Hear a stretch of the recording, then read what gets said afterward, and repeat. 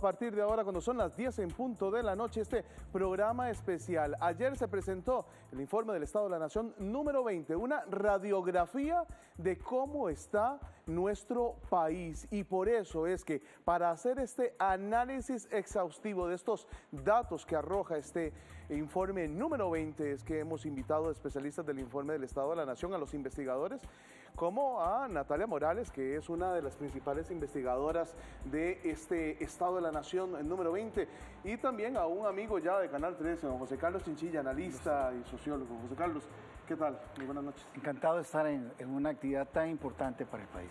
Natalia, gracias por estar con nosotros. Buenas noches, gracias por la invitación. Muy rápidamente, Natalia, ¿de qué se trata el informe del Estado de la Nación, sobre todo para las personas que han oído durante ayer y hoy hablar del informe, pero que no entienden muy bien de qué es lo que se trata? Sí, el informe Estado de la Nación surgió hace 20 años. Es un informe que publicamos anualmente sobre la situación del país en materia de desarrollo humano sostenible. Hacemos un análisis a profundidad del último año disponible. En esta 20ª edición el análisis está más centrado en el año 2013, pero también tenemos una visión de largo plazo de ver cómo avanza el país en las principales tendencias en materia de desarrollo humano. Bueno, vamos a entrar de inmediato al análisis de los datos que nos da el informe del Estado de la Nación. Uno de los principales aspectos que preocupan, Natalia, es que este es un país realmente con mucha desigualdad, y lo vamos a ver en el siguiente gráfico, que no es tan difícil como lo podemos ver, pero que usted lo va a explicar de una manera muy fácil. Sí, en un contexto de largo plazo decimos que el país está experimentando los máximos niveles de desigualdad en la distribución del ingreso. ¿Qué significa esto? Que cada vez los ingresos que hay disponibles en el país se concentran en pocas manos y no hay una distribución. Y en general uno lo que observa en el gráfico de la izquierda de la pantalla es una tendencia creciente en la línea. Conforme más se acerca uno, quiere decir que hay más concentración del ingreso. Vemos cómo el país está en los niveles de mayor desigualdad. En el gráfico de la derecha lo que tenemos es la relación de ingresos entre los hogares. Por ejemplo, el 2% de hogares más ricos gana o percibe o absorbe un 48% de los ingresos, por ejemplo, del 10% más pobre. Los que más ganan 48 veces más que los que menos tienen, el 10% menos. Exactamente, que el 10% de hogares más pobres. Y eso es una situación que podría llevar a una tensión social, don José Carlos. Por supuesto que sí, pero además hay que hacer la observación de que el año 94 a la actualidad, esta desigualdad ha ido creciendo significativamente. Y eso es un llamado de atención porque hay que vincularlo al tipo de modelo y desarrollo económico que hemos tenido, y que de alguna forma el informe del Estado de la Nación toma posición al decir que es un modelo desgastado. Y también queremos recordarles a nuestros amigos que pueden seguirnos a través de las redes sociales. Ahí está el hashtag para el día de hoy, PEN, que es el programa del Estado de la Nación, y el número del informe, PEN20, hashtag PEN20. Pero también, sobre este mismo tema, Natalia, es decir, ahorita los que más tienen ganan muchísimo más que los que menos tienen. Ese es el resumen general de esta parte. Sí, lo que tenemos es que cada vez hay una concentración, hay grupos de población que en general tienen sus ingresos estancados, o sea que no crecen, mientras que a un grupo de la población sus ingresos han crecido en los últimos 20 años. Vamos a ver este dato de este mapa que tenemos aquí en este momento. ¿Qué significa esto? Que en Costa Rica hay un 20.7% de pobreza. Natalia, ¿cómo lo podemos poner de una manera que todos lo entendamos, que todos los entendamos fácilmente? Sí, lo que quiere decir es que 1 de cada 5 hogares en el país tiene ingresos que son inferiores a un costo de bienes y servicios básicos para subsistir dignamente. O sea, 1 de cada 5 hogares. No tienen las condiciones mínimas. No tienen un ingreso necesario que les permita superar esa línea de pobreza. ¿Y cuánto es eso, más o menos en cantidad de personas? Sí, sería más de 1 millón de personas, 1.100.000 personas, con los datos más recientes, equivalente a 300.000 hogares. 300.000 hogares que están en pobreza. Exactamente. Una situación que no ha cambiado desde hace muchos años atrás. Y de los cuales 86.000 están en extrema pobreza. Lo que significa que hay sectores relativamente excluidos del beneficio del desarrollo económico que hemos tenido. Algo no está pasando que no disminuye la pobreza en Costa Rica. Sí, la pobreza se mantiene y se mantiene gracias en parte a una política social que ha permitido que este fenómeno no llegue a situaciones más dramáticas. Y había que agregar que hay una población inmediatamente superior a este 20%, alrededor de un 15-17%, que fluctúa mucho. Ese 20% de pobreza no siempre son la misma gente, lo que vuelve la situación más dramática, porque hay un rango de 30 a 35% en que fluctúa de pobreza y no pobreza, pero en condiciones generales de no muy alta calidad de vida. No se ha hecho, o sea, los programas sociales no han hecho mayor cosa. Han evitado que se profundice la pobreza, pero no la ha resuelto. Bueno, vamos a ver la situación de la pobreza extrema, precisamente, que era lo que usted comentaba. Hay un 20%, es decir, Natalia, uno de cada cinco hogares en el país. Exactamente. Y de ese 20% están el 6%, es decir, 6 de cada 100 personas, podríamos decirlo. Exactamente, en Costa Rica. 6 de cada 100 hogares. 6 de cada 100 hogares. 6 de cada 100 hogares. En personas es un poquito superior porque las personas pobres en general tienen, más bien los hogares de personas pobres son generalmente más numerosos y entonces se traducen un poquito más de Bueno, personas. ¿y cuántas son las personas que viven en extrema pobreza en Costa Rica? Sí, en extrema pobreza tenemos alrededor de 300,000 personas, equivalentes a 85,000 hogares aproximadamente. 85,000 hogares. Que leía por ahí que estas personas en extrema pobreza tienen que ganar o ganan más o menos 50,000 colones al mes. Exactamente, son hogares donde los ingresos ni siquiera les alcanza para satisfacer una canasta básica alimentaria. Equivale a alrededor de 50,000 colones por persona en un hogar al mes.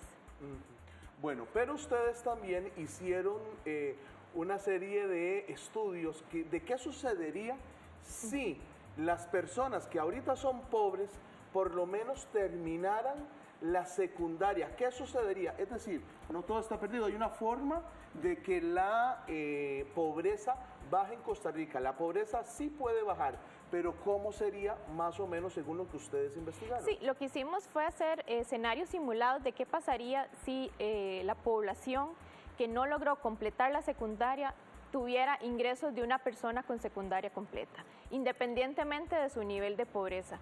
Esto lo que hace es que la pobreza se reduzca a la mitad, pasaría de un 20 a un 10%. Ok, lo vamos a ver a continuación, que lo teníamos en esos momentos, es decir, de la pobreza, de ese 20%, vean qué interesante, si las personas terminaran por lo menos si tuvieran un ingreso de una persona con bachillerato de secundaria. Si tuvieran un ingreso de una persona con bachillerato, el 20% se reduce a este primer gráfico amarillo, la barra amarilla, que es el 10%. Y si fuese también la gente de extrema pobreza la que tuviera esos ingresos, del 6% que vimos que estaban en extrema pobreza, apenas sería la mitad. Es decir, imagínense que se reduciría prácticamente a la mitad la pobreza en Costa Rica. ¿Vamos a ver? A mí me parece que esto nos remite necesariamente a la oportunidad que significa el estudio, pero el mismo informe nos plantea que hasta 9º año, más o menos es el promedio de escolaridad que tiene casi el 45% de la población por ahí.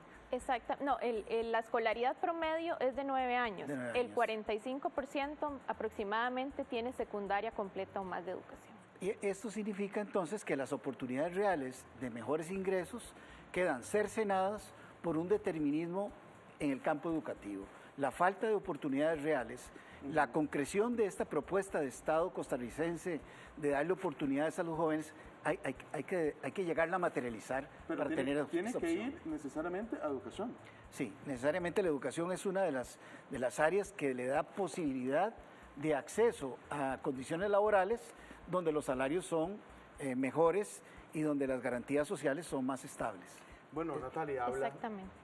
El objetivo, digamos, de este ejercicio era demostrar la importancia o el peso que tiene, digamos, la educación dentro de la pobreza medida por insuficiencia de ingresos y demostrar un poco lo estructural que es esta pobreza con una proporción tan elevada de personas que tienen niveles de escolaridad muy bajos. Pero sí hay salida, el tema es que sí hay salida para disminuir una situación que no ha variado en los cuántos últimos 20 años tenemos casi de tener, ese 20%. 20%. Ahora bien, hablando de salarios, hay en el país casi 400.000 personas que no reciben salario mínimo. Eso es, pues, 3 de cada 10. Una de cada 3. Una de cada 3 no recibe un ingreso, digamos, que sea el salario mínimo. Veamos este gráfico que tenemos aquí. Eso es importantísimo. En Costa Rica, 100.000 personas no reciben una sola garantía laboral básica establecida por ley. Son aguinaldo, derecho a vacaciones, derecho a enfermedad, a seguro de salud de la caja, a horas extras.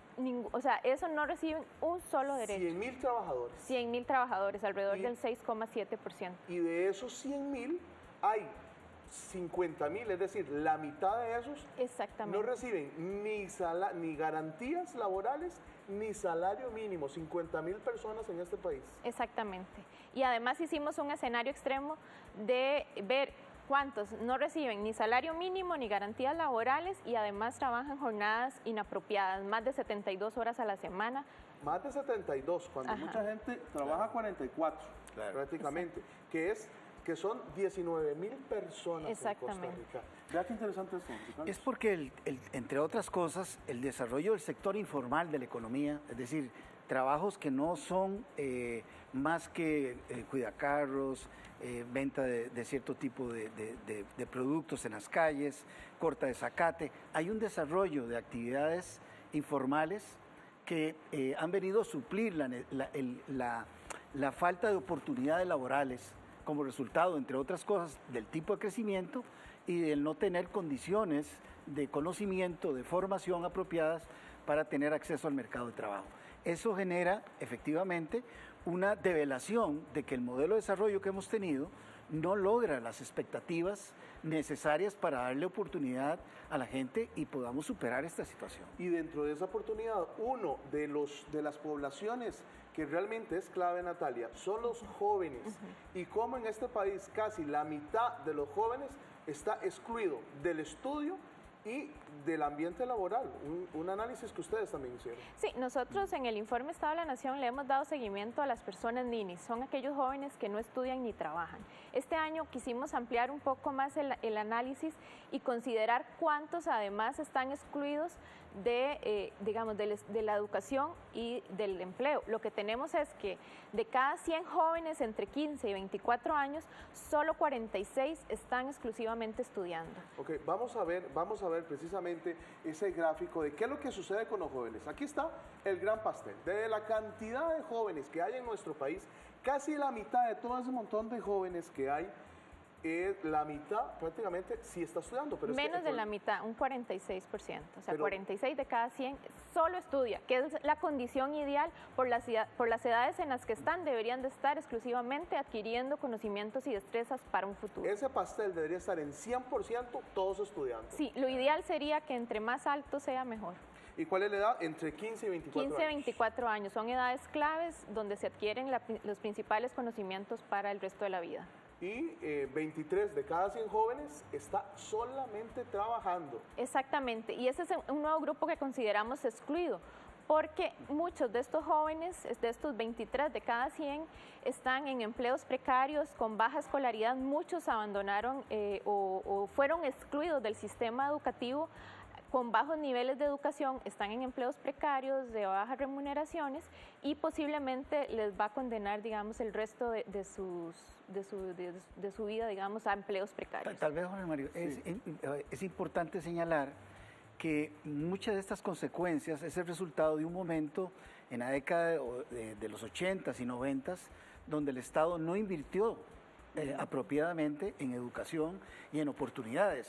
Por eso cuando uno oye de que se va a cercenar en parte el presupuesto de la República y que eso va a afectar el traslado, por ejemplo, en zonas rurales de los estudiantes a sus escuelas y colegios, uno se asusta y uno dice, eso no puede ocurrir porque si no, este fenómeno se va a ampliar. Ok, muy bien. Pero hay la famosa porción de los ninis también, aquellos jóvenes que ni estudian ni trabajan.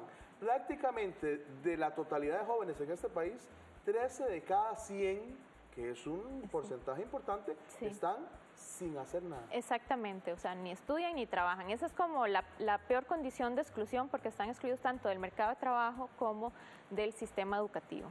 Y adicionalmente tenemos a un 5,4% de jóvenes que decimos que tienen responsabilidades domésticas. La mayoría son mujeres, casi el 100% son mujeres dedicadas a trabajo doméstico no remunerado. Muchas son jóvenes que a edades muy tempranas adquieren responsabilidades familiares. José Mario, yo entiendo que en el caso de los ninis es un número importante, pero se ha venido reduciendo. Sí. Y se ha venido reduciendo en parte por la política social en educación que de alguna manera retribuye a las familias que siguen invirtiendo en educación. Y eso es muy importante tenerlo presente, digamos. Los ninis hace un tiempito eran mucho más de lo que son ahora. Sí, hace 20 años eran alrededor de un 18-20%. Y ahora que hablabas de las mujeres, tenemos este gráfico interesante de cómo en el país se ha revertido el tema de los jefes de hogar para darle paso cada vez más a las jefas de hogar. Hagamos el análisis de lo que vemos en pantalla. Vean cómo al inicio de esta investigación, en 1987, que es el gráfico, aquel gráfico del inicio, habían apenas 17 hogares de cada 100 que tenían como jefa a una mujer, ¿verdad? Como jefa una mujer. Fue subiendo, en el 97 ya eran 21 de cada 100 hogares. En el 2007 ya eran 30 y ahora en el 2013 ya resulta, sucede que es casi 4 de cada 10 familias jefeadas por una mujer. Exactamente, y un dato interesante es que 1 de cada 3 personas en este país vive en un hogar con jefatura femenina, o sea, en un hogar donde la principal cabeza de ese hogar es una mujer. Bueno, vean ustedes qué datos más interesantes que nos da el informe del Estado de la Nación. Y es que precisamente también hemos querido salir a conversar con las personas que han oído de este informe del Estado de la Nación y que también tienen sus dudas. Salimos y conversamos con ellos y les hacen a ustedes, que son los la investigadora y el analista, las siguientes preguntas. Tenemos la primera pregunta del público. Buenas, mi nombre es Eduardo Jiménez y quisiera saber cuáles son las personas que están más desprotegidas en cuanto a sus derechos laborales. Sí, el perfil, hicimos un perfil de ver cuáles son estas personas. Los más desprotegidos son principalmente personas que residen en zonas rurales, personas que están en condiciones de pobreza, sobre todo pobreza extrema, población migrante tiene también buena parte, digamos, de desprotección de derechos. Y un dato preocupante es que hay muchos jóvenes. 1 de cada 4 personas con incumplimiento de garantías laborales es un joven. Y hay sectores, sobre todo en zonas rurales, de que son contratados por periodos cortos, de 3 meses, y luego se les suspende el contrato de trabajo y quedan 2, 3 meses otra vez sin empleo, y esos son sectores con una gran potencialidad de trabajo, pero que recurriendo a un mecanismo impropio, se genera condiciones de pobreza oscilante. Muy bien, y la siguiente pregunta la escuchamos. Sí, mi nombre es Virginia Murillo Montero. Quería preguntar quiénes están más afectados por la pobreza, los jóvenes o los adultos mayores. La población joven. Los niños, niñas y adolescentes es el porcentaje dentro del total de personas pobres más significativo, alrededor de un 40% son niñas, niñas y adolescentes.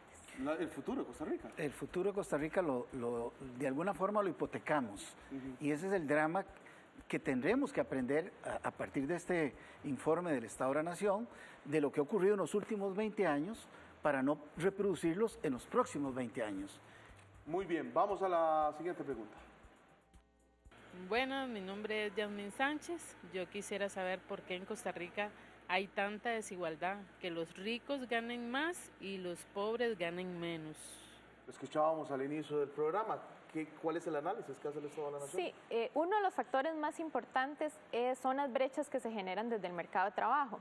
Cuando uno ve la desigualdad desde el enfoque de distribución del ingresos, lo que ve es que hay una concentración que se genera principalmente por el perfil educativo que tiene este país, donde más del 60% de la población económicamente activa no ha logrado completar la secundaria, o sea, tiene bajos niveles de escolaridad y esto lo que hace es que haya muchas personas con baja escolaridad y pocas personas en general, digamos, dentro de lo que demandan las empresas, con un alto perfil educativo. Entonces lo que hace es que el premio para las personas que son profesionales o que tienen conocimientos y destrezas más elevadas sea superior y haya crecido sostenidamente en los últimos 20 años, mientras que las personas no calificadas más bien han visto disminuir sus ingresos en términos reales. Yo le agregaría a lo que plantea Natalia y el Estado de la Nación, el que el Estado ha perdido capacidad para compensar las desigualdades. No hemos podido generar una reforma tributaria que permita más ingresos al Estado y redistribuir un poco la riqueza. Por eso hay algunos que andan casi que en aviones y en helicópteros y en carros de lujo y otros en carretas. Muy bien, vamos también a conocer, por eso le hemos querido ver su opinión, analizar su opinión, qué dice la gente en las redes sociales, porque este programa son las 10:22 de la noche, es totalmente en vivo, y también hemos querido escoger algunas de las personas que han participado con nosotros. Vamos a ver los comentarios que nos dejan. El capitán Reimer, así lo dice en el Twitter, Canal 13 y el Estado de la Nación, de ahí que el índice de pobreza aumentó y seguirá aumentando. La primera participación de la noche de hoy. También más personas han querido participar. Don Luis nos dice, al ritmo que vamos, pronto la pobreza extrema alcanzará la clase media y esta habrá desaparecido y estará fraguándose una revolución. Son las opiniones de las personas. Auditor Ciudadano dice, y calles malísimas asustan al turista. Esto porque Costa Rica es un país que es 20% más caro que el resto de algunos países latinoamericanos y eso lo vamos a ver más adelante. Sobre ese tema, bueno, yo pensé que era más caro, dice Erika en el tweet. Esos son parte de las participaciones de las personas. Cuando regresemos vamos a hablar sobre otro de los capítulos, el capítulo económico del informe del Estado de la Nación. Vamos a incorporar un analista más del Estado de la Nación, del informe del Estado de la Nación. Ya regresamos, vamos a una pausa, quédese con nosotros en este programa especial.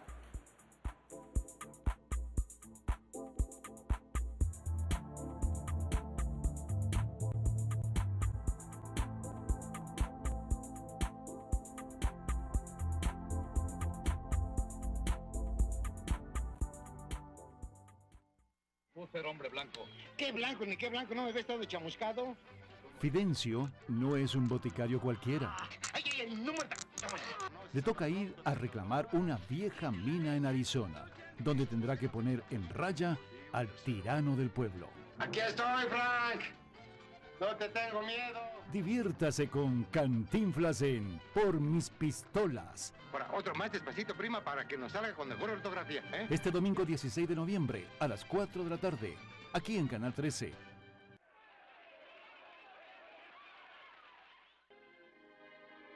Un niño crece con el amor de su madre.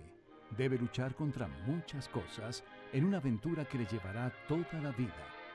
Disfrute con este hermoso film basado en la novela clásica de Charles Dickens, David Copperfield. Este domingo 16 de noviembre, a las 11 de la mañana, aquí por Canal 13, nuestro canal. Hola, ¿qué tal? Yo soy Luis Alonso. Yo soy Kim Rivera. Y yo, Felipe. Somos SCATS. Y queremos invitarte al segundo encuentro mundial de meditación por la paz. El próximo domingo 29 de noviembre a partir de las 9 de la mañana. No te olvides, Parque Metropolitano La Sabana, al costado este del Estadio Nacional. Nos vemos ahí.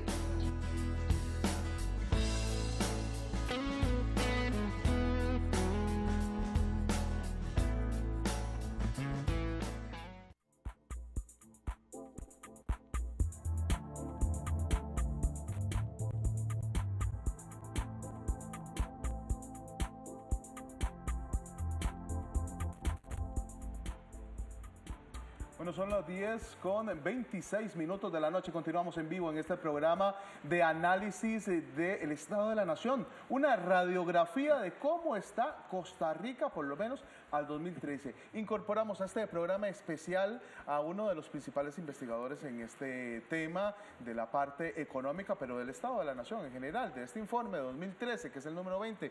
Don Leonardo Medina, ¿qué tal, Leonardo? Gracias por estar con nosotros. Mucho gusto, muchas gracias, buenas noches. Bueno, y vamos a iniciar de inmediato inmediato con el análisis de los datos del tema económico. ¿Cómo está Costa Rica, la economía de Costa Rica? Lo veíamos antes de la pausa comercial. Costa Rica es un país caro, por lo menos 20% más caro que el resto de los países latinoamericanos. Aunque también, don Leonardo, hay algunas cosas baratas. Vamos a verlo en el siguiente gráfico. Según este gráfico, según este análisis del Estado de la Nación, hay algunos productos que son más baratos en Costa Rica que en algunos otros países, como por ejemplo la telefonía. Sí, bueno, este análisis es comparando una gran cantidad de países, 199 países, con datos internacionales comparados, además comparables, es decir, sabemos que no vale lo mismo la plata en un país que en otro, entonces se hace, digamos, se equipara de una manera que se llama paridad de poder de compra para que la gente pueda compararlo. Y uno tiene ahí conclusiones básicas. Este país en promedio es más caro que el promedio de América Latina, 20%. Hay algunas cosas, servicios telefónicos es bastante más barato. Menos de la mitad. O sea, sí. Aquí hablar por teléfono es más barato. Es más barato. El agua es 9% más barato que el promedio de América Latina, ¿verdad? Hay países que tienen un poquito más, poquito menos, pero son servicios que son más baratos y productos que son más baratos. ¿Y el azúcar también? No son muchos los casos del azúcar también. O sea, son productos muy contados, la verdad. Contados. Sí. ¿Pero el resto? El total de bienes y servicios, digamos, disponibles al público en el país es un 20% más caro que en América Latina, en promedio. Ahí hay diversidad de productos, hay algunos, ¿verdad?, de los cuales sobresale, por ejemplo, las pastas entre productos alimenticios, que es 44% más caro que en América Latina. Ok, vamos a ver precisamente, más o menos, cuáles son esas cosas caras. La más cara, ojo, mucha atención, aquí comer una pasta, por eso los restaurantes italianos son tan caros, son 44% más caro que el resto de Centroamérica, bueno, de América Latina. De América Latina, que el promedio, ¿verdad?, de América Latina. Casi el doble más caro comerse unos fideos. Unos fideos, unos ñoquis, ¿verdad? Una lasaña, sí, ¿verdad? La papa, que es un producto de mucho uso, extendido en el país también, es 29%. El pollo también es más caro en Costa Rica que en América Latina. El arroz, un 18%. Casi 20 caro. Colones más caro. Bueno, 20 colones por cada 100. Sí. Más caro que el resto de Latinoamérica. Y mucha atención entonces para los señores de Conarroz. Vean los datos que nos generan. Vean cómo este país es tan caro. Pero eso explica también por qué los salarios tienen que ser más altos. Porque siendo tan caro el costo de la vida, obviamente el salario tiene que ser suficiente para poder reponer la energía. Y por otro lado, llama mucho la atención el que aquellas actividades en que el sector estatal está incursionando, tiende a que los precios sean más bajos que el resto de América Latina. Digamos, el servicio del agua, la telefonía, donde el Estado tiene un papel protagónico fuerte. Creo que la electricidad por ahí anda también, si no me equivoco. Consolidan la idea de que el Estado debe mantener ciertas actividades porque efectivamente beneficia a la ciudadanía. Muy bien, pero vea qué interesante, no toda la producción nacional, no todo lo que consumimos o que se genera en dinero en Costa Rica, se queda en Costa Rica, ¿verdad? No, por supuesto que en la producción, en el Producto Interno Bruto, todo lo que se produce, hay cantidad que queda en el país y hay un porcentaje que sale.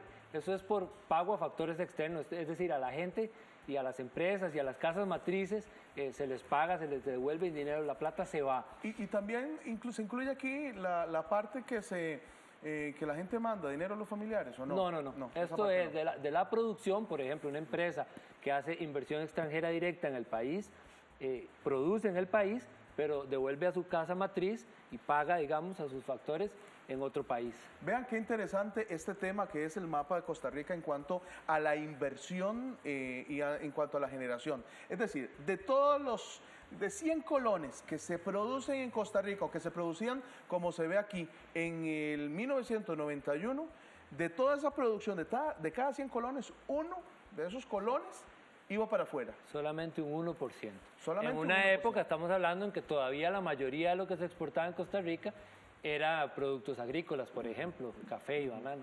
Pero eso, vea cómo cambia ahí, don Leonardo. Eso cambia marcadamente ya para el año 2000 un 8%, es decir, bastante más de lo que se produce en el país sale del país. De lo que pasamos de un 1% a un 8%. Vamos. Y vea lo que sucede en el año 2013. De cada 100 colones, 10 se van del país. 10 se van del país. Es importante entender un poquito que cuando un país apuesta por traer inversión extranjera, eso es parte de lo que sucede. Pero también demuestra que ese dinero que viene, invierte aquí, se encadena muy poco con el país. Digamos, viene, se generan empleos, pero no se contratan pequeñas empresas, por ejemplo, no se pagan impuestos también, a veces en algunos casos. Es decir, son empresas que vienen, generan riqueza, pero sacan una parte importante sin encadenarse con la economía. Ese es el principal nacional. problema. Ese es el principal. Yo diría que efectivamente el modelo tiene esa característica, ¿verdad? Obviamente el inversionista viene con la finalidad de obtener ventajas comparativas de algún tipo y efectivamente una buena parte, pensé que era mayor inclusive, de alguna manera, posiblemente haya su registro en esto, ¿verdad? No por el trabajo del Estado de la Nación, sino porque sabemos que las empresas, algunas, digamos, por sus características, no necesariamente, digamos, declaran todo y hay una serie de mecanismos internos que puede estar registrado en este momento. Pero eso es algo que habría que demostrar. Y canalizarlo. Y canalizarlo más profundo. Ok, ¿qué sucede con el sector exportador? ¿Cómo están las exportaciones? Bueno, desde los años 90 ese ha sido el motor de la economía nacional. Ha sido el sector más dinámico de crecimiento, ha sido generador de gran parte de la producción, sobre todo zonas francas, por ejemplo, algunos servicios. Lo que vemos en este gráfico es que la tasa a la que crece ese sector, después de la crisis del 2009, que por supuesto no solo aquí, sino en muchos países del mundo cayeron, es en el 2013 la más baja de todo este periodo. Es decir, que ese sector que ha sido el más dinámico está en un momento complicado. Un 3.8% de crecimiento es la tasa más baja. Y eso es muy, muy, muy relevante porque ese ha sido un sector que ha impulsado, digamos, parte del Producto Interno Bruto, parte del empleo en Costa Rica. En sector de bienes es el más bajo de todos. Bueno, vean que al inicio viene muy arriba, ¿verdad? Sí, es decir, estaba creciendo mucho. Sí, ahí tenemos la crisis del 2009, que es el punto en el que sale el gráfico. Ahí, por supuesto, hay una caída importante. Después de eso, insisto, y de 20 años de venir siendo más alto, el punto más alto tenemos en el año 2010, ahí empieza a verse cómo pierde dinamismo. Baja un poco la línea de bienes, digamos, es la que más baja, sobre todo por la caída en el sector de manufactura y de café, que fue muy marcada, más de 20%, en parte se sospecha por el problema de la roya, y en el caso de los servicios también viene una tasa muy baja, aunque el turismo logra sostenerlo un poco porque creció un 12%.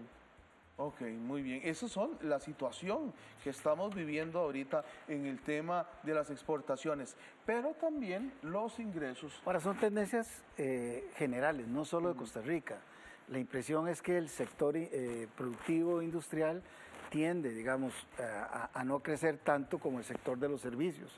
Y en el caso de Costa Rica, particularmente, el sector de los servicios es el que más se ha digamos, afianzado en el país, y vea que la curva, digamos, no decae tan rápido como el sector de producción de bienes. Sí. Se mantiene. Pero también, vea qué interesante, y cómo han cambiado los trabajos en Costa Rica. Es decir, más o menos, explíquenos un poco esto, Leonardo, de qué se trata la economía vieja, la nueva economía y los servicios de apoyo, y qué significa ese gráfico. Sí, este país cambió mucho la estructura de su producción y de su empleo. Nosotros llamamos, para efectos de análisis del Estado de la Nación hace como 5 años, vieja economía, aquellos sectores tradicionales, por ejemplo, de agricultura de exportación y de consumo interno, industria tradicional como la textil, por ejemplo. Ese es el sector que llamamos vieja economía. No es un sector pequeño, sigue teniendo más empleo, por ejemplo, que la nueva economía. La nueva economía, este sector de servicios, de nueva tecnología, de call center, ¿verdad? Servicios financieros. Hay un sector muy dinámico de los últimos 20 años que entra ahí. Ese sector acapara una parte de la población trabajadora, pero en realidad no crece mucho por varias razones. Una de ellas es que la población calificada en Costa Rica es muy limitada. Entonces el gráfico lo que demuestra es la diferencia en los ingresos promedio que tiene una población trabajadora y la otra, los viejos, la vieja y la nueva economía.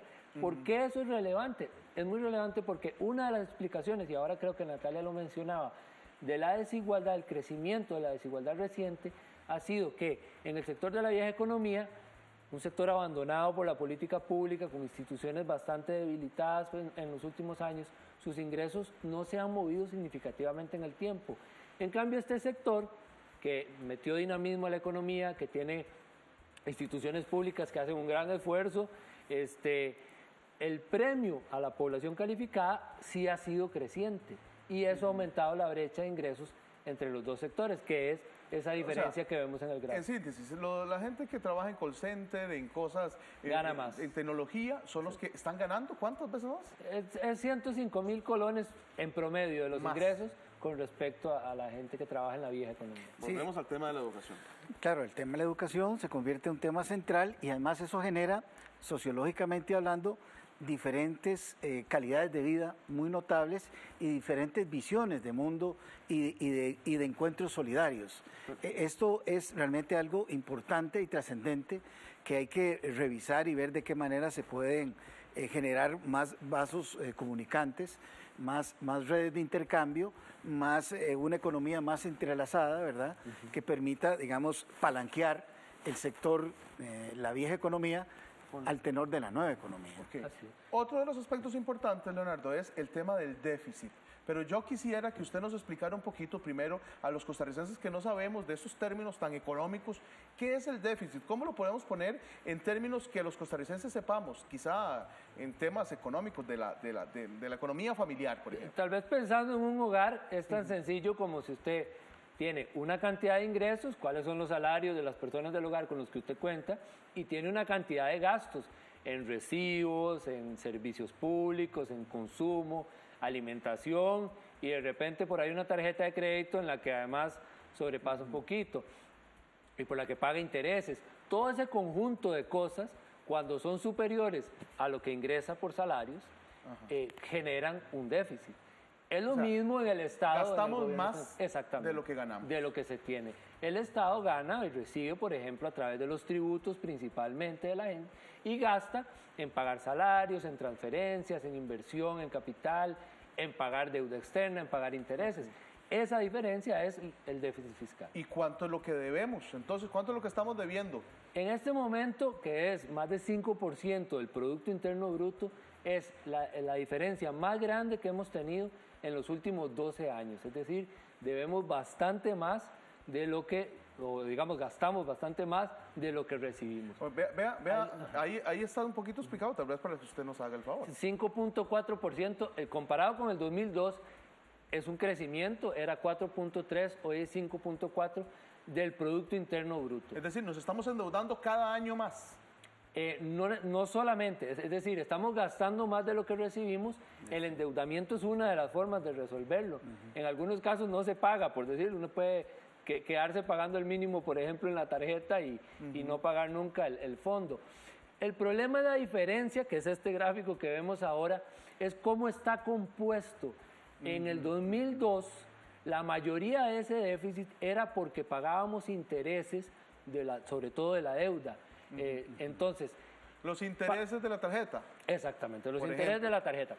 Pero resulta que negociar, digamos, un déficit que son sobre todo mayoritariamente intereses, es un poco más fácil porque usted va y pide un préstamo para pagar la tarjeta y después paga y ahí renegocia las deudas, es un poco más fácil.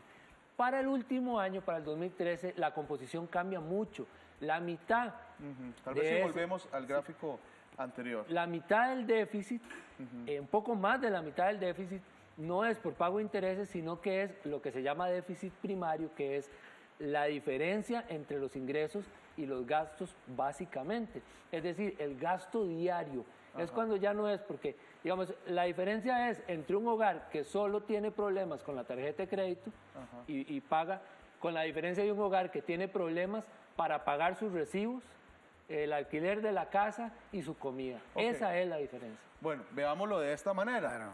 La deuda de nosotros, esta que estaba acá, este gráfico que estaba acá, tal vez si lo pueden volver a poner otra vez, compañeros, el gráfico que estaba ahí, el 2%, exactamente el 2.6% son intereses de la tarjeta, que nos endeudamos con una tarjeta, entonces hay que pagar, entonces estamos pagando de la tarjeta, pero hay la otra mitad de ese déficit, es decir, estamos endeudándonos para pagar los recibos telefónicos. Exactamente, ese 2.8, que es más de la mitad, es para el gasto diario. Es decir, para pagar salarios, para pagar intereses y en el caso de un hogar, para pagar los recibos, el agua, la luz y la comida. ¿Y eso cómo me afecta a mí como país? Muchísimo. Primero porque de la sostenibilidad de las finanzas públicas dependen cosas tan relevantes como la inversión social que hace el país. Y cuando la inversión social, que tiene programas sociales, educación, salud, no tiene de dónde agarrarse, digamos, no tiene fondos, debilitamos, que fue lo que hicimos en los 80, por ejemplo, debilitamos la inversión y eso tiene consecuencias gravísimas. Por ejemplo, lo que hicimos no educando población en los años 80, hoy tiene el precio de que la mayoría de nuestra población grande no tenga calificación. Pero cualquiera puede decir, bueno, es que eso que nos endeudamos para pagar los recibos telefónicos es apenas un 2%. No, eso es muchísimo, es un 2% de toda la producción nacional. Es una forma de compararlo con todo lo que se produjo en un año en el país, el Producto Interno Bruto. Es decir, es una gran cantidad de dinero y además es dinero que no estamos endeudándonos, no estamos teniendo déficit, por ejemplo, para invertir en infraestructura y en cosas que van a dejar réditos en el futuro, sino para pagar la comida, ¿verdad? Lo más básico. O sea, ni siquiera es para hacer ningún tipo de inversión. Porque uno puede decir, uno puede tomar un poco de margen, vamos a tener un débil porque vamos a construir puertos, carreteras, hacer infraestructura. Es una inversión, ¿no? Pero no estamos solamente cubriendo nuestros gastos, digamos. Aquí es donde se hace evidente e indispensable toda una reforma tributaria en la cual efectivamente los sectores con más poder económico puedan contribuir más. Posiblemente haya que hacer ajustes en el gasto también, pero tal y como se planteaba, mucho de lo que gasta el Estado es para sobrevivencia, digamos, casi no hay inversión, de tal manera que aquí no hay otro camino que un nuevo contrato social, un nuevo acuerdo social y realmente pagar más impuestos, pero todos, no solo los trabajadores y trabajadoras, sino todos, sobre todo los que más tienen. Había un dicho guanacasteco que decía, coyol quebrado, coyol comido, ¿en eso estamos? Bueno, un poco y casi que estamos quebrando sin tener muy bien, comiendo sin tener... Y coyol prestado también. Coyol prestado, estamos pidiendo coyoles para comer. Sí, claro. Bueno, pero ustedes han encontrado que hay problemitas interesantes, como por ejemplo, si pudiéramos podido tener más dinero para pagar esa tarjeta, si no estuviéramos regalando algunos dineritos por ahí, como por ejemplo las exenciones, es decir, el no pago de impuestos. Sí, ese es un tema que el país desde los años 50, fue muy fructífero en hacer exoneraciones de impuestos. Por supuesto, no toda exoneración es mala, muchas son pensadas en estimular sectores que han impulsado el desarrollo en el pasado, otros sectores que en el presente, pero digamos que lo hemos hecho de una manera un poco irresponsable. Hemos creado muchas, son más de 1.200 exoneraciones las que se han encontrado, vistas una por una, pero hemos creado cosas que son muy peligrosas y que invitan al abuso y que además no hemos revisado cuáles son pertinentes hoy después de que lo fueron hace 20 años, no sabemos, no hemos hecho una revisión a fondo. 44% de todas esas exoneraciones, por ejemplo, son indefinidas, es decir, dicen, exonérese a Leonardo Merino del impuesto de la renta y otros impuestos presentes o futuros. Es decir, de repente quedo yo exonerado de cualquier cosa que suceda o no plantean bien el impuesto que se exonera. Y eso, digamos, es grave porque además hicimos un código legal, una norma legal que establecía condiciones para hacer exoneraciones que exigía definir el impuesto y que exigía establecer mecanismos de control. Vemos que más de 700 de esas exoneraciones no tienen mecanismos de control. Y esas dos cosas, ser definidas y tener mecanismos de control, son cosas que incluso en la ley pusimos que eran obligación para hacer una exoneración. Entonces hemos hecho exoneraciones, digamos, a diestra y siniestra, sin ponerles límite, por ejemplo, cuando vencen. Entonces de repente se exonera en una municipalidad de un auto nuevo, de los impuestos de un auto nuevo, pero resulta que puede ser un auto nuevo cada año durante el resto de la vida, ¿verdad? No sabemos si ya se perdió el objetivo que en ese momento existía para crear la exoneración.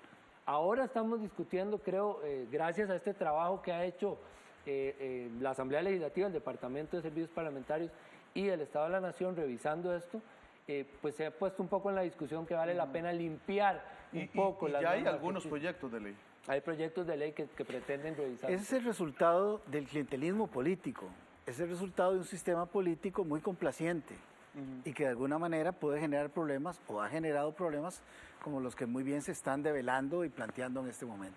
Muy bien, vamos a hacer un recorrido muy rápido por el tema de ambiente, el tema ambiental. ¿Cómo está la situación del ambiente para ir un poco, pues, cerrando esta situación? Pero esto lo hacemos al regresar del siguiente corte comercial. Más adelante hablamos sobre el ambiente. Pero en el tema económico, fuimos a preguntarle a las personas o fuimos a ver cuáles eran las preguntas que tenían más bien los costarricenses sobre el tema económico de cómo estamos. Y eso fue lo que nos dijeron.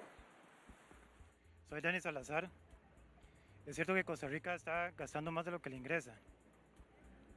Bueno, ya lo explicaba. Sí, bueno, es cierto.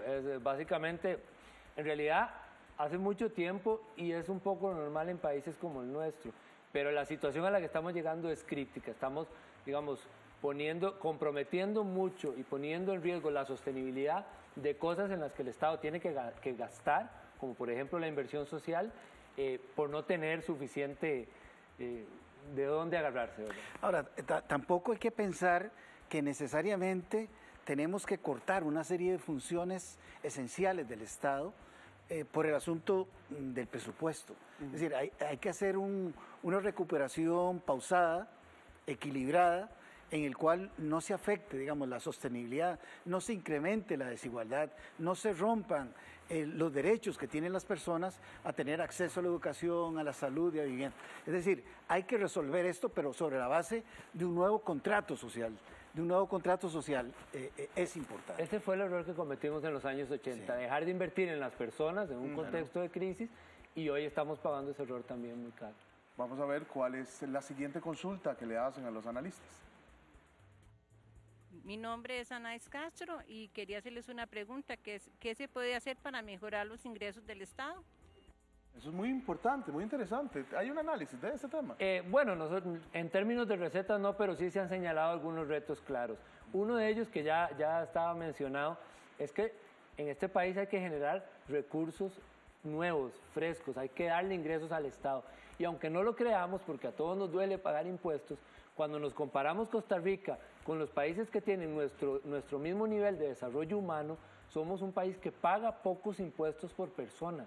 Paga bastante menos, cerca de $600 por persona por año, y menos que otros países, ¿verdad? Una cultura de evasión grande. Exactamente. Entonces, hay que generar ingresos y recursos frescos por un lado, y por otro también hay que establecer medidas de control del gasto, de mayor eficiencia del gasto y de mejor administración tributaria. Es decir, uno puede ordenar la casa, puede cuidar su gasto, y además necesitamos generar recursos que vienen de todos nosotros, ¿verdad? Yo le agregaría un asunto medio moral y medio ético, y es que aquí la evasión de impuestos es un deporte nacional. Claro. Y creo que todos de alguna forma indirectamente o directamente contribuimos. Entonces hay que cambiar la actitud, hay que educar a la gente de qué significan los impuestos, cómo se concretan, y con este cambio de actitud y con nuevas leyes, creo que sería un mecanismo también interesante de recuperación de recursos para el Estado. Y la última pregunta es la siguiente. Buenas, mi nombre es Yeudani Madrigal Carrillo y quisiera saber si Costa Rica podría tener una crisis económica en los próximos años. José Carlos, ¿usted qué cree? Bueno, digamos, yo pienso... Sin ser economista. Sí, sin ser economista, pero siendo sociólogo, analista de la realidad, yo pienso que el destino de Costa Rica, una parte está en nosotros y otra parte en el resto del mundo. Depende cómo se mueva a nivel global la economía, en un modelo como el nuestro, tan tan determinado por las fuerzas externas, creo que hay que tener presente que en cualquier momento, si el mundo económico entra en una crisis mayor, pues obviamente vamos a tener efectos nocivos. Pero es importante, digamos, apertrecharnos con una nueva lectura de lo que es el desarrollo económico, dándole más oportunidades a los que no han tenido, fortaleciendo, digamos, áreas de sociabilidad, encadenamientos productivos que posibiliten de alguna manera mejores condiciones para esta articulación al mundo globalizado. Muy bien, vamos a ver qué dicen las redes sociales, qué dicen las personas que han compartido con nosotros. Marco Vinicio nos dice, ¿qué tan serio tomamos los datos del Estado de la Nación? ¿Será algo solo para los políticos o para el pueblo? Bueno, nosotros lo hemos intentado hacer en esos momentos para el pueblo, pero ya podemos venir a analizar ese tema. María Sánchez dice, en Panamá los productos Dos Pinos son más baratos que aquí, ¿qué opinan? Bueno, tendremos la respuesta más adelante en este programa especial.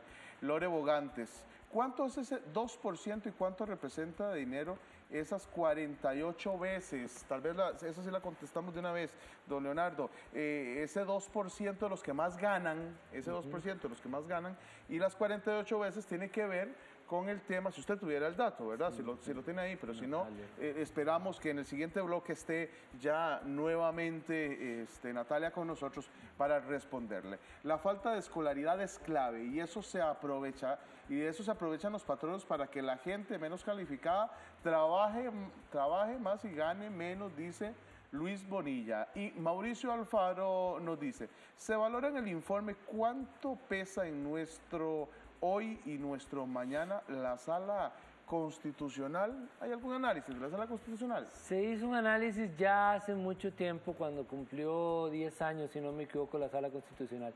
En estos últimos años hemos hecho dos cosas interesantes. En este último solamente de seguimiento, que es analizar el cumplimiento de las sentencias de la Sala Constitucional.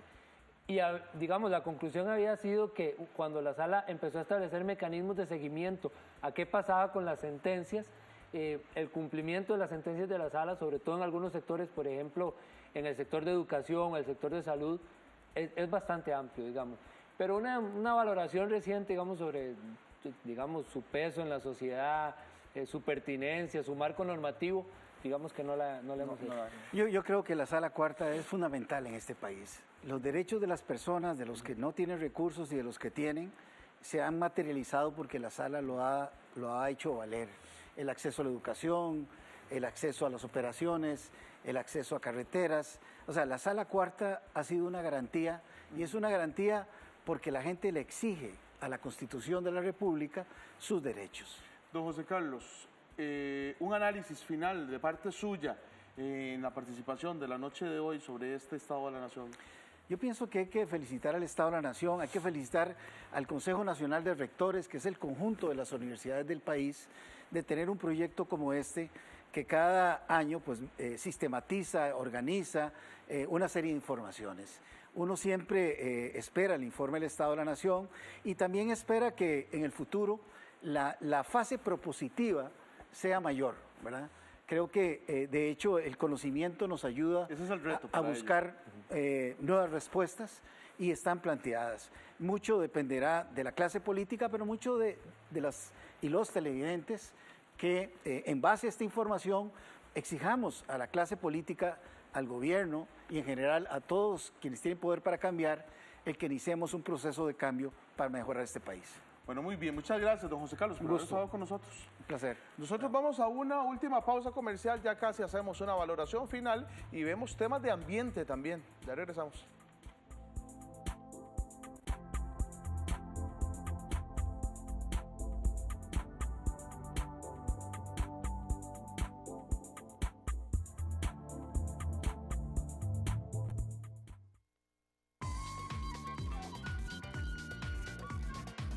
Acompáñenos todos los sábados a las 11 de la mañana aquí por el CINART, Canal 13. La Revista TV, información para la familia. La dura vida de los Cádiz dentro y fuera de la cancha de golf y la lucha por sus derechos. en Punta del Este, Uruguay, una de las ciudades balnearios más famosas de América del Sur.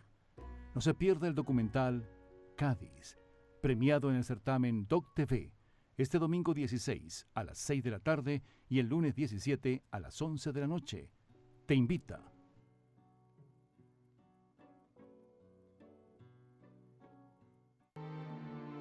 La televisión digital ya es una realidad en Costa Rica.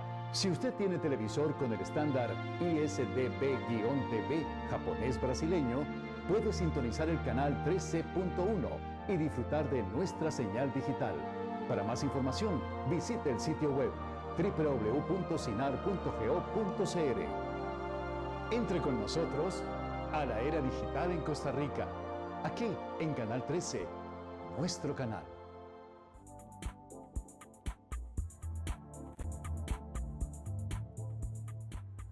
Súper bien. Continuamos con este programa especial del Informe del Estado de la Nación número 20 y es hora de analizar muy rápidamente el tema del ambiente, cómo estamos en el tema ambiental y sobre todo esto es una noticia positiva, logramos recuperar las zonas boscosas de Costa Rica. Sí, ahí lo vemos, vean el mapa. En el mapa sí, es un 52%, pero el territorio está bajo cobertura forestal y esto es una diferencia muy grande con la situación que había en los 70 y 80. Y no es un logro pequeño porque estamos en una región, Centroamérica, que pierde bosque a un ritmo más acelerado que el mundo y que América Latina, que el promedio.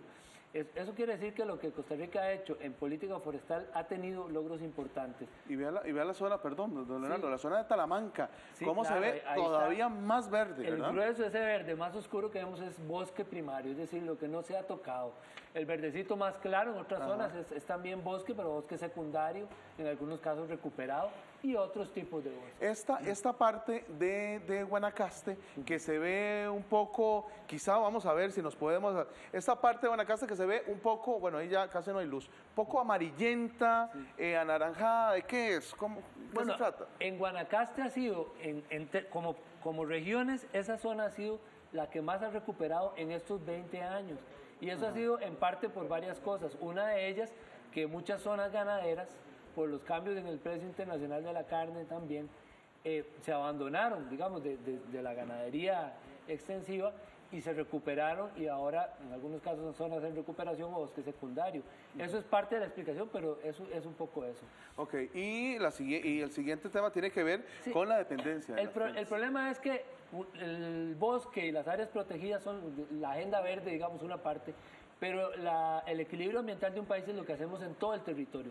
Y el uso de los recursos, el agua, la tierra, la pesca. Dice que estamos gastando 8 veces más de lo que tenemos. Exactamente, el conjunto, el equilibrio ambiental de Costa Rica es lo que llamamos una deuda ecológica. Cada costarricense usa un 8% más de lo que el territorio aguanta.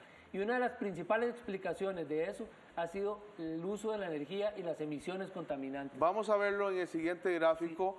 Sí. Explíquenos cómo analizamos eso. Eso lo que significa es que de toda la energía que usa el país, el 72% es petróleo, son hidrocarburos.